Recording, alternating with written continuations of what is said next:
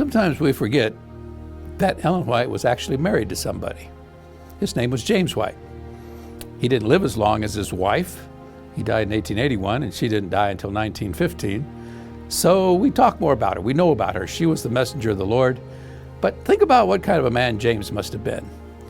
I don't know if men ever have thought what it would be like to be married to a prophet. I mean, just think about it. Your wife says to you, honey, I think you need to do this. Or, honey, I think you need to do that.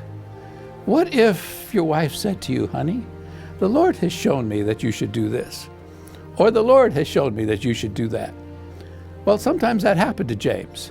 And James was a strong personality. He would not naturally just do what somebody tells him to do. And yet, the evidence is that over and over, when God spoke through Ellen White with a special message for her husband, he accepted. Now, he didn't always know exactly how to make things happen. Think about the first paper, our first little paper, The Present Truth. She had the vision in late 1848, and she was shown that this paper would be small at first, and it should be like streams of light that would go clear around the world. That's November 18, 1848. And when she came out of the vision, she told him that he should start a little paper. He had no idea how to start a paper. Now, that's different than refusing. He just didn't know how to do it. And it wasn't until July of 1849, so several months later, that James White actually brought out the first issue of The Present Truth. Throughout his life, he was always doing things. He was a very active man. I think sometimes he may have embarrassed his wife a little bit because he was so energetic and so creative and all. One time she was not feeling well. She was sick, and they were traveling. And they came into Kalamazoo, Michigan, and they had speaking appointments there. They were going to get off the train in Kalamazoo. As I say, she didn't feel good anyway, but it was the state fair was going on, and the platform was just packed full of people.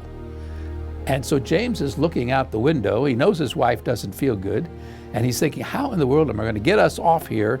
Because everybody's going to be, as soon as the train stops, everybody's going to be pushing onto the train, and we've got to try to get off, and she's not feeling good anyway. So he came up with one of his creative ideas. He just picked her up, and he said, make way, sick woman, make way, sick woman. And everybody started parting, and they got off, and somebody pushed off their luggage, and they made their appointment. To give you another idea about James and the kind of creative, he didn't let things bother him a lot. One time he was preaching, and as he was preaching, he got so animated in his sermon that he fell right off the platform, right in the middle of while he was preaching. Now, most people, if you fall off the platform, that would cause you to stop right there. But according to the reports, no, not James. He just worked it in as a sermon illustration, climbed right back up on the platform, kept preaching the whole time. People thought he'd planned it. They thought he was part of his sermon. No, he admitted it wasn't, but since it happened, just go with it. So James was that kind of person. James was a great builder.